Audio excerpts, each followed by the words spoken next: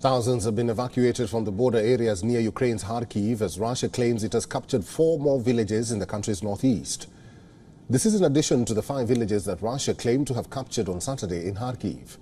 According to the Kharkiv governor, over 4,000 people have been evacuated and several have been killed. As Russian troops reported gains on the battlefield, the region has come under 32 drone strikes in the past 24 hours. Ukraine says its troops are holding out against further Russian advances. However, the situation has deteriorated significantly. Ukrainian forces continue to be outnumbered in infantry, armory and ammunition on the ground.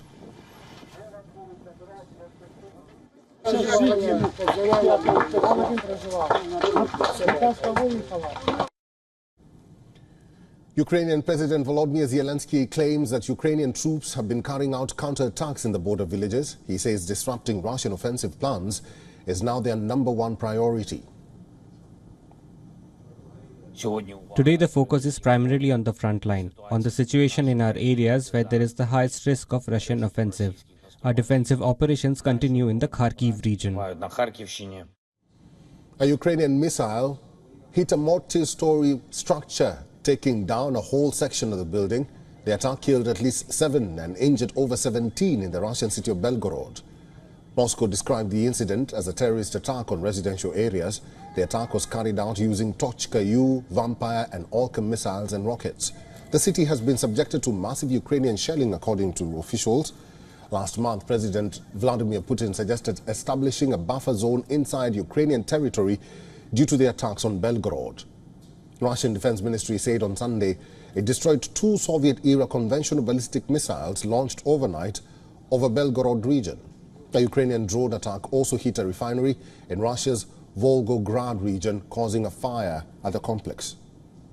And for more on this, we earlier spoke to Peter Kuznick, who is a professor of history and director of the Nuclear Studies Institute at American University, and this is what he had to say.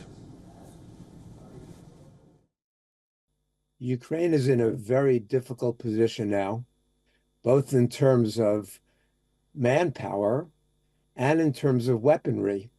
And so Russia is taking advantage of that.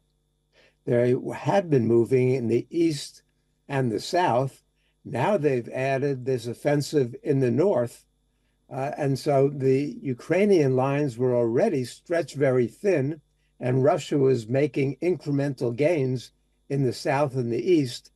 Now Ukraine is forced to move many of those troops to protect in the north around Kharkiv, which weakens them further in the south and the east.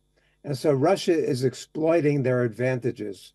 Russia is taking advantage of the fact that they have more artillery ammunition, more weaponry, and much more soldiers right now.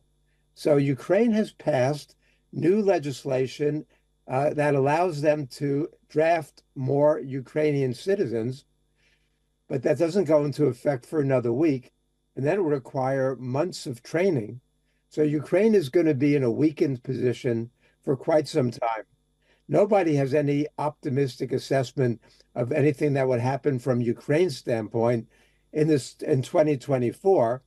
Some forecasters are hoping that conditions will improve in 2025, but I'm afraid that's also a pipe dream.